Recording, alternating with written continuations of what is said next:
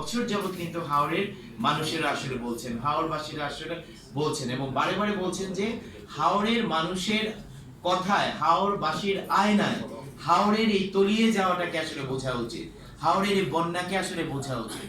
কারণ আমরা কিন্তু এটা দেখেছি যে হাওড় তো শুধু ধান আমাদেরকে দিচ্ছে না, আমাদের যে মোট চাল লাগে সারা বাংলাদেশে বছরে তার 60% 60% চাল তো বড় মৌসুম থেকে আসে।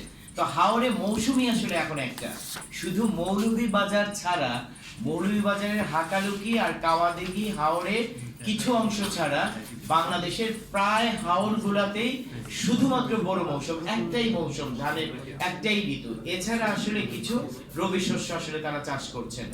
তো এই যে হাওড়ের যে বড় মৌসুম, সেই বড় মৌসুম কিন্তু আমাদের জাতীয় খাদ্য ভাণ্ডে প্রায় 20% খাবার জমা দেয় এবং সেক্ষেত্রে সুনামগঞ্জ, যারা সুনামগঞ্জে কৃষক এসেছেন তারা সর্বোচ্চ খাবার আসলে জমা দেন প্রতি বছর। তারা যে ধান আবাদ করে তার দ্বিগুণেরও বেশি ধান আমাদের খাদ্য ভাণ্ডে আসলে তারা জমা দেন, মানে যে ধান এখন তারা আসলে আবাদ করছেন। তো এই যে হাওড়ের পরিস্থিতি, কিন্তু হাওড় তো আসলে তলিয়ে যায়, মানে হাওড় তো তলিয়ে যায়। যেমন আপনারা দেখবেন যে গণমাধ্যম, আমাদের প্রিন্ট ইলেকট্রনিক মিডিয়া কিন্তু গত 5-7 বছর যাবত হাওড়ের এই তলিয়ে যাওয়া বন্যা এটাকে একটা প্রধান কন্টেন্ট করে তুলছেন, কিন্তু তারা বারবার দেখাচ্ছেন যে সমস্যাটা মানুষের। হাওড় তলিয়ে গেলে মানুষের কি সমস্যা? হাওড় তলিয়ে গেলে তো গরুর সমস্যা, হাঁস মুরগির সমস্যা, এটি কিন্তু তারা আসলে দেখাচ্ছেন না। যে এই যে আমরা বলি যে ফসল হানি, এটা মানুষের চোখে দেখা হয়। মানুষের কি খাবারের সমস্যা? গরুরও তো খাবারের সমস্যা। হাওড়ে তো এখনো পর্যন্ত বাংলাদেশের হাওড় অঞ্চলে সর্বোচ্চ পরিমাণে দেশীয় গরুর জাত আছে এবং তাদের যে হাঁস মুরগির জাত সেটিও দেশীয়, মানে সর্বোচ্চ পরিমাণে ব্যাপক অংশে যেটা সেটাই বলতেছে।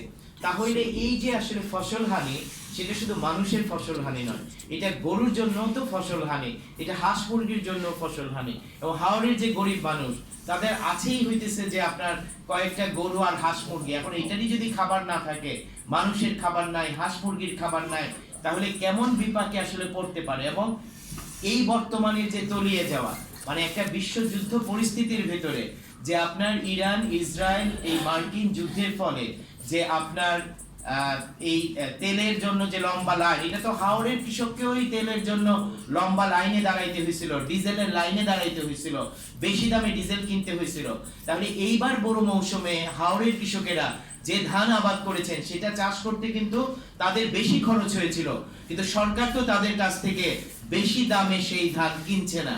সরকার যে ধানের দাম ঠিক করে দিয়েছে, চালের দাম ঠিক করে দিয়েছে, সেটা এই তলিয়ে যাওয়া হাওড় যুদ্ধ পরিস্থিতির কারণে ডিজেলের দাম বেড়ে গিয়ে তার যেহেতু তারা বাধ্য আসলে ডিজেল, মানে ডিজেলের সমস্ত কিছুই আসলে যেহেতু একটা মেকানাইজ আসলে হচ্ছে এবং এটা নিয়ে আমরা আজকে নিশ্চয়ই কথা শুনবো, সেই রকম একটা পরিস্থিতিতে কিন্তু আমরা এই হাওড়ের যে তলিয়ে যাওয়া, সেই তলিয়ে যাওয়ার গল্প শুনবো। এবং আজকে আমাদের বিগত মানে ইন্টারিম রেজিমের যে আমাদের প্রাণী সম্পদ মন্ত্রণালয়ে যিনি উপদেষ্টা ছিলেন এবং বাংলাদেশের একজন গুরুত্বপূর্ণ লেখক, যিনি এইসব বিষয় নিয়ে লেখালেখি করছেন, বিশেষত কৃষির রাজনীতি, নারীর অধিকার, এইসব বিষয়ে আসলে কাজ করছেন। এবং উবিনিগের নির্বাহী পরিচালক ফরিদা আক্তার, তিনি হাওড়ের বড় ধান ও মৎস্য সম্পদ প্রকৃতি নয় মানুষ সৃষ্ট দুর্যোগ এরকম একটি পেপার প্রেজেন্ট করবেন। আপনাদেরকে অলরেডি পেপারটা দেয়া হয়েছে,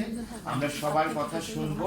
এবং এই হাওড় অঞ্চলের যে বন্যা, মানে কোট আনকোট যে বন্যা যেটি আসলে বলা হইতেছে, এই বন্যাকে আমরা বন্যা বললেও হাওড়বাসীরা কিন্তু স্রেফ এইভাবে বন্যাটা আসলে বলছেন না। আমরা যে গানের কথা শুনি, হাওড় তো শুধু আমাদেরকে গান উপহার দেয়নি, হাওড় তো আমাদেরকে মানে ধান উপহার দেয়নি, মাছ উপহার দেয়নি, হাওড় তো আমাদেরকে গান উপহার দিয়েছে। আমাদের